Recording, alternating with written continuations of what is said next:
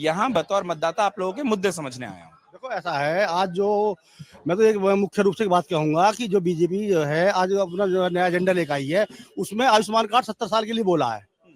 क्या जो है ये नहीं दिखाई दे रहा कि 70 साल वाले को आयुष्मान कार्ड की जरूरत है या 50 वाले को जरूरत है? बताइए जरा। आप अपने परिवार को चला रहे हो, पत्रकार महोदय, आप ये बताइए कि 50 साल वाले व्यक्ति को सबसे पहले जरूरत है आयुष्मान कार्ड की या 70 साल वाले को? जवाब दो पहले इस बात का। क्या बीजेपी को ये नहीं दिखाई दे रहा जैसे सरमाएदार सब जो बीजेपी के लोग हैं, ये सब ईडी के उस पर होने चाहिए, क्योंकि सब पैसे वाले बटा दीस है, समझे जी?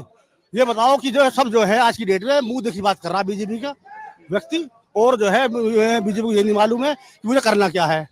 आयुष्मान कार्ड किसको जरूरत है? गरीब को जरूरत है या फिर जो है पैसे वाले को जरूरत है?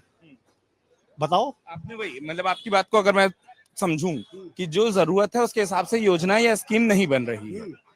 पहली बात सुनो, अभी जो है इन्होंने कहा कि जो एनएफएस का जो कार्ड है उसमें जो 6 यूनिट वाले ऊपर को वाले को देंगे, हम 6 यूनिट से ऊपर वाले को आयुष्मान कार्ड देंगे।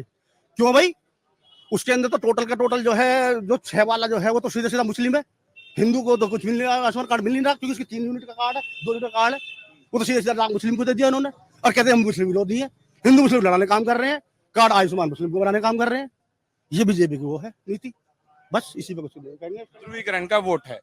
मैं जी साहब 400 पार का नारा दे रहे हैं। एक देखिए, जैसे आजकल पिछले दिनों से आपने सुना है एक चीज का कि सनातन धर्म, सनातन धर्म।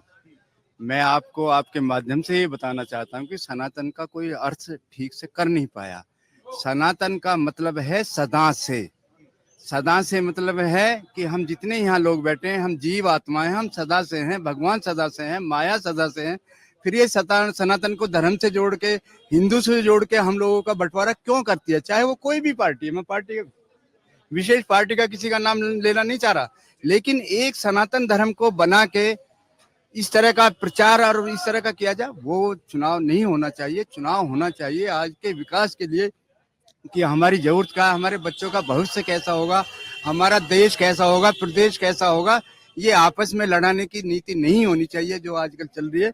इसलिए मैंने सनातन शब्द को बिल्कुल स्पष्ट कहा। कोई बहस करना चाहे, मैं बहस कर सकता हूँ कि सनातन का दुरुपयोग हो रहा है। क्या नाम साहब आपका? राजेंद्र त्यागी। मैं इसलिए नाम पूछा क्योंकि राजेंद्र जी आपने एक बात बहुत अच्छी कही कि कोई भी पक्ष क्यों ना हो, ये बंटवारे की सियासत नहीं होनी चाहिए।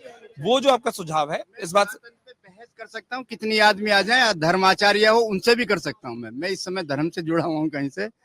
प्रेम मंदिर आपने सुना हो बरसाने में, वृंदावन में, मैं उस संस्था से जुड़ा हूँ। इसलिए मुझे सनातन पे बड़ा कठोर वो होता है विरोध। हाँ, जब उसका सियासी उपयोग होता है तो। जी साहब, अब आप जो कह रहे थे। मैं कह रहा हूँ, मेरा ये कहना है कि 400 पार का नारा दे रहे हैं। किस भी आप पे 400 पार का नारा दे दिया? इन पे कौन सा ऐसी जादू की छड़ी है या कौन सी जनता की जनमानस की इनकी वो है कि 400 पार करेंगे? आप ज्यादा नहीं कहता हो। पश्चिम उत्तर प्रदेश में अब चुनाव हो रहा है, पश्चिम में कोई सी सीट ये बता दें कि वो सीट ये जीतने जा रहे हैं, लेके सहारनपुर से और गाजियाबाद। सहारनपुर हार रहे हैं, मेरठ हार रहे हैं, मेरठ में जमान जब्त हो रही है, मुजफ्फरनगर हार रहे हैं, कैराना हार रहे हैं, गाजियाबाद हार रहे हैं। किस आधार पे 400 पार का नारा दे रहे हैं? ये कहीं सब सिवाय ढोकलेबाजी कर रहे हैं, कहीं कुछ नहीं है। इंडिया गठबंधन की सरकार बनने जा रही है और इनकी जमानत जब्त होने जा रही है। आपका नाम साहब? वीर सिंह चौधरी। वीर जी, जैसा आपने कहा कि आपने और बैठे बैठे गाजियाबाद में मुझे पश्चिमी उत्तर प्रदेश समझा दिया। गाजियाबाद में हर मैं ना थोड़ा वही मुद्दों पर आना चाह रहा था कि आपको कारण क्या लगता है? मुद्दा तो यहाँ अनेकों मुद्दे हैं। जैसे आपने कहा ना कि अगर कोई हार रहा है, क्या कारण आपको उसका नजर आता है? कारण मैं पूछूं। तो अंतर किले भाजपा में जो अंतर किले बहुत ज्यादा। वीके सिंह का टिकट कटने से एक समाज जो पूर्ण तरीके से नाराज है, क्षत्रिय समाज। बहुत बड़ी पंचायत उनके होनी भी जा रही है और उसमें डिसीजन लेने जा रहे हैं, और जिलों में भी लिया है कि हम जो है भाजपा को वोट नहीं देंगे। वो एक बहुत बड़ा फैक्टर है, क्योंकि पूर्ण बहुमत में है ठाकुर समाज, यहाँ 60-84 है, वो नाराज है। जो अब स्थानीय विधायक को टिकट दिया इन्होंने पार्लियामेंट का, उससे पहले ही नाराजगी थी लोगों की, क्योंकि उनके कार्यकाल में कहीं कोई जनता का विकास। इस क्षेत्र जो है जहां हम बैठे हैं उन्हीं के उसमें आता है। सदर से विधायक है, सदर में कहीं कोई काम नहीं किया। तो मैं तो कह रहा हूँ सिवाय ढोकलेबाजी कर रहे हैं, 400 पार, ऐसा कहीं कुछ नहीं होने जा रहा। इंडिया गठबंधन की सरकार बनने जा रही है। अगर आप ये वीडियो YouTube पर देख रहे हैं तो हमारे चैनल को सब्सक्राइब करें और बेल आइकन को दबाना ना भूलें। अगर आप Facebook पर ये वीडियो देख रहे हैं तो हमारे पेज को लाइक करें।